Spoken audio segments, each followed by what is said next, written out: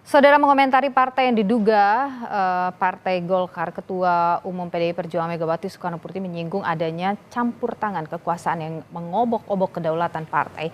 Mega juga bercerita, ia memutuskan tidak jadi pensiun dari dunia politik karena mendengar PDI Perjuangan akan diambil alih. Sementara sekjennya Hasto Kristianto menyebut sosok Jokowi lah yang menginginkan posisi Ketua Umum PDIP.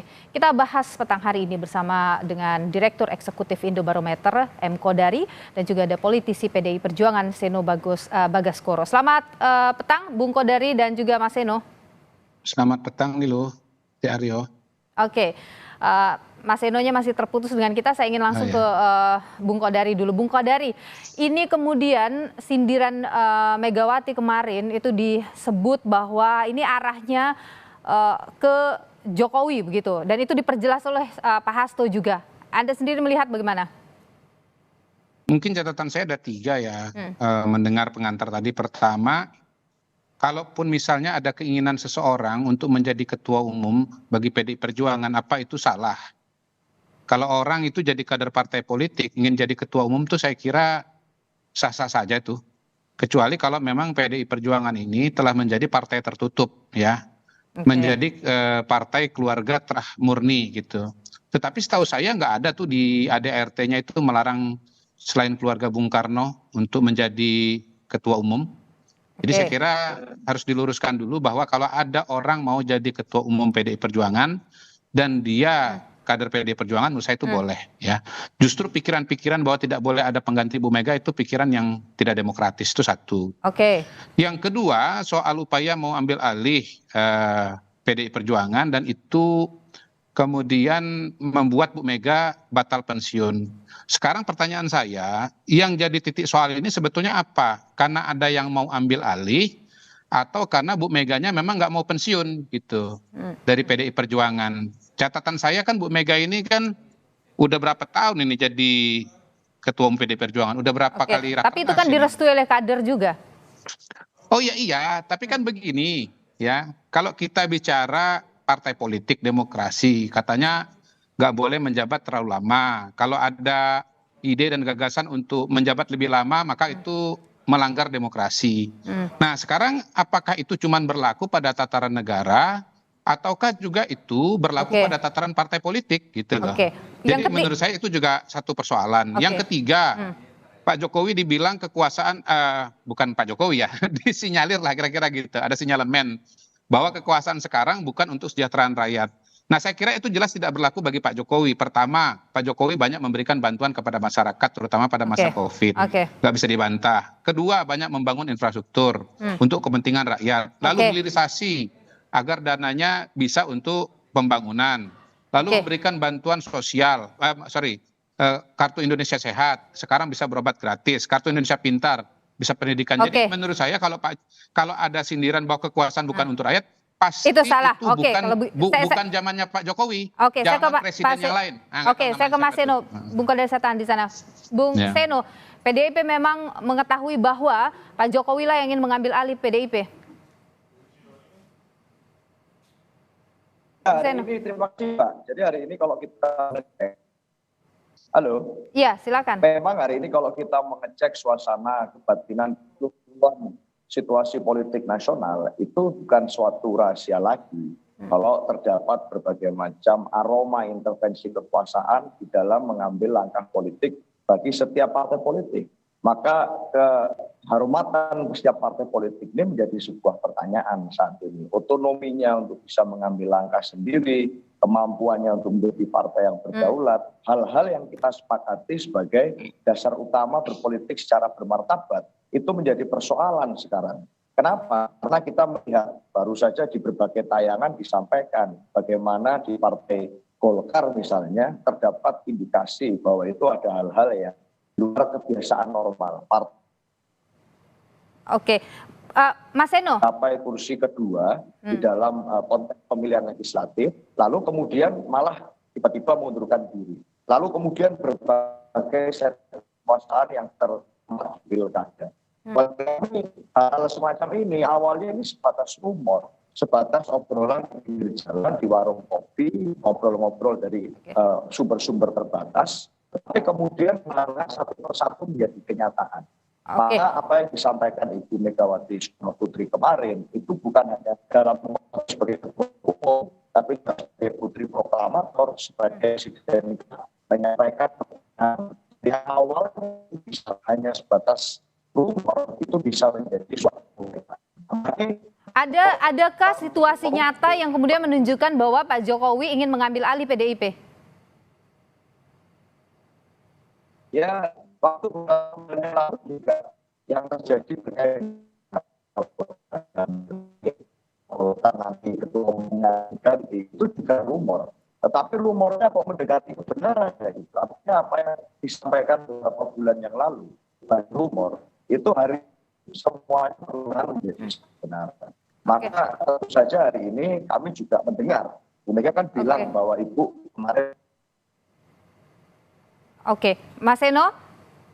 Oke, sepertinya terputus dengan Mas Seno. Tapi ini, Bung Kodari, ini bahasanya itu mengambil alih gitu. Artinya ada sebuah langkah-langkah yang kemudian dilakukan, yang dirasakan oleh PDIP, bahwa Jokowi berusaha untuk merebut gitu partai ini. Ya itu tadi kan pertanyaan dari Niluh kan bisa dijawab atau tidak. Apakah ada langkah-langkah yang betul-betul konkret, yang betul-betul nyata? Apakah ada pernyataan dari Pak Jokowi bahwa dia ingin mengambil alih PDI Perjuangan? Kan setahu saya kan tidak ada. Yang disampaikan oleh Mas Hasto tadi kan katanya-katanya. Ya. Versi-versi orang satu dua orang yang belum tentu bisa dikonfirmasi kebenarannya begitu. Lagi pula apa yang terjadi di Partai Golkar itu adalah sebuah suasana di mana Partai Golkar ini memang orientasinya kepada pemerintahan, dan karena itu kalau ada keinginan untuk menjadi bagian dari pemerintahan dan kemudian kader-kadernya mau maju sebagai calon melawan Pak Erlangga, ya itu wajar-wajar saja. Nah, Pak Erlangga ini kan sejarahnya menjadi ketua umum Partai Golkar itu jurusnya selalu jurus tak berkeringat. Ya, tiba-tiba durian runtuh 2016, 2019 cuman mau maju ketika sudah aklamasi. Ya mungkin pada hari ini dia melihat nggak bisa aklamasi, daripada habis sumber daya lalu kemudian nanti ternyata kalah, ya dia kemudian mundur. Jangan-jangan ini namanya playing victim gitu loh. Bung Kodari untuk begini. menyelamatkan diri sendiri tapi menyalahkan di luar. Bung Kodari, kita lihat sejumlah rentetan peristiwa. Kita coba lihat rentetan peristiwa dengan partai politik yang kemudian melibatkan orang-orang dekat Pak Jokowi ya. Kita lihat pada kasus Demokrat, ada Muldoko di situ. Kemudian kita lihat juga pada kasus Erlangga kali ini ada ada kemudian Bahlil Muldoko, begitu. Ini isu yang sudah Muldoko. Lama itu yang kemudian itu kan Muldoko kan sebagai seorang sebagai seorang aktor politik kan boleh punya keinginan sendiri, dan saya tahu persis kok kalau kasus Demokrat itu sama sekali bukan keinginan Pak Jokowi, itu adalah aspirasi orang-orang di internal Demokrat yang menginginkan pergantian kekuasaan di Demokrat, lalu mencari-cari figur.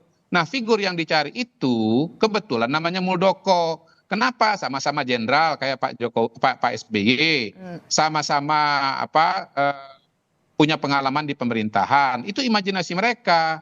Dan mereka merasa bahwa kalau Muldoko itu jadi KSP, lalu Pak Jokowi akan mendukung.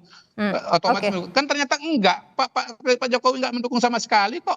Jadi itu inisiatifnya Pak Muldoko dan orang-orang yang mendukung beliau. Nggak bisa disamaratakan gitu atau dipukul rata, nggak bisa itu. Saya tahan di sana. Mas Seno masih bersama kami, Mas Seno.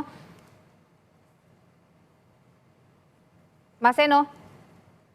Ya. Halo. Mas Seno, kalau dikatakan begini, kan kalau misalnya ganti ketua umum hal yang biasa. Kalau misalnya ada kader yang ingin maju sebagai ketua umum, apa yang salah dengan itu? Ya, satu gini, sebenarnya tidak perlu berapologetika bahwa seakan-akan tidak ada ambisi sama sekali untuk dari kekuasaan itu mengambil alih, mengkooptasi partai-partai politik yang ada. Sebenarnya itu sudah menjadi sesuatu yang sangat terasa dan di berbagai jenis peristiwa politik yang kita lihat.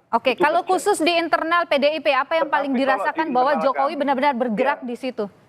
Di internal kami sudah ada jelas hasil rekomendasi dari Rakernas kelima yang dilakukan kemarin, yang dari seluruh kader yang ikut di dalam Rakernas. Itu sudah jelas bahwa memohon agar Ibu Profesor Dr. Megawati Soekarno Putri berkenan menjadi Ketua Umum PDI Perjuangan lagi.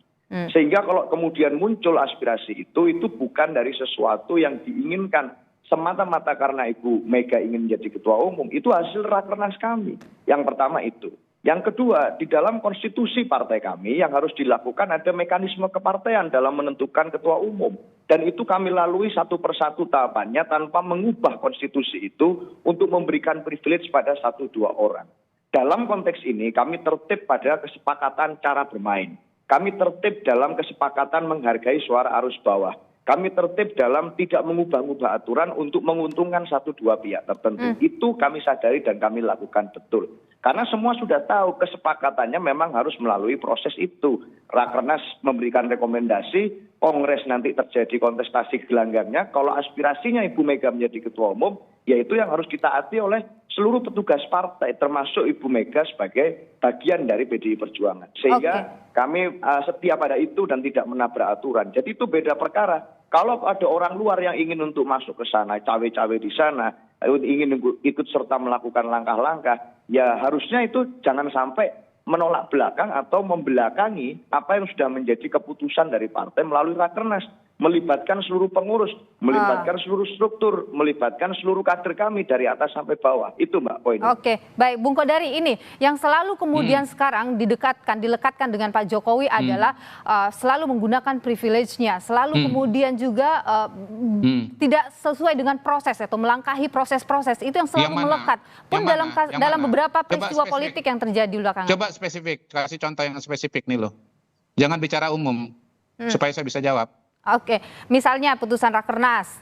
Terus kemudian kalau tadi yang disebutkan oleh Mas Seno ya, Bung Kodari, ya bagaimana kemudian itu Bung Kodari? Ada prosedur yang harusnya dilewati. Bisa dibuktikan bahwa Pak Jokowi betul-betul mau. Yang kedua, kalaupun betul-betul mau, menurut saya sah-sah saja sebagai sebuah kader gitu, sebagai seorang kader untuk maju sebagai ketua umum.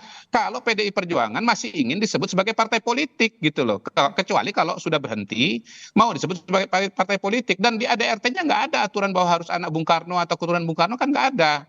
Nah, soal pemilihan menurut saya bukan di Rakernas, di Munas. Ya, jadi kalau misalnya kemudian nanti di Munas tiba-tiba muncul nama orang yang mau, mengapa tidak? Kan forumnya menetapkan ketua umum kan di Munas, bukan di Rakernas. Gitu loh. Kok takut amat kalau ada yang mau maju sebagai calon ketua umum di PDI Perjuangan, dan kemudian nggak mau turun gara-gara alasan bahwa ada yang mau mengambil alih?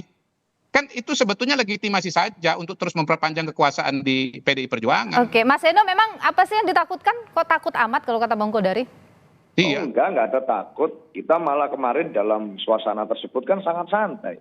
Ibu menyampaikan sebenarnya dengan bercanda, Ibu ingin untuk ngurus cucu, Bu Mega ingin untuk bercanda fokus ke keluarga. Kalau begitu, jangan dibahas panjang lebar. Bercanda itu nih sebelumnya sudah disampaikan, kenapa sih harus ketumnya Bu Mega harus diminta jadi ketum terus. Itu Ibu sendiri yang menyampaikan agar Mas Hasto kenapa kemudian memberikan penjelasan panjang lebar bahwa Pak Jokowi mau ngambil alih sih? Sehingga kemarin disampaikan oleh Ibu Mega bahwa ini harus, kalau kemudian rekomendasi Rakernas menginginkan Ibu Mega menjadi ketua umum, Ibu Mega siap untuk melakukan itu dengan sepenuh hati. Sesimpel itu, kita santai-santai saja. Kan sebenarnya kalau kita membaca ini semua, salah satu yang mengatakan pohon beringin ditebang oleh tukang kayu kan juga Bung Kodari juga, Mr. juga yang mengatakan apa masalahnya itu. Pohon beringin jadi dan kita ini juga bingung gitu kalau ditanya, nggak ada ini peristiwanya loh, ini Pak Kodari kan menyampaikan itu ke kami. Itu kan imajinasi Anda. Memang pohon kayu ditebang tukang kayu itu hari-hari terjadi di mana-mana. Kalau kami tidak akan membiarkan itu, kalau ada yang mau motong-motong PDI Perjuangan, seluruh kader siap siaga untuk menjaga kedaulatan partai. Oke, baik. Terima kasih Mas Seno Bagaskoro, terima kasih juga Mas Kodari sudah berbagi pandangan di Kompas Petang. Sehat selalu. Terima kasih. Saudara, kami masih akan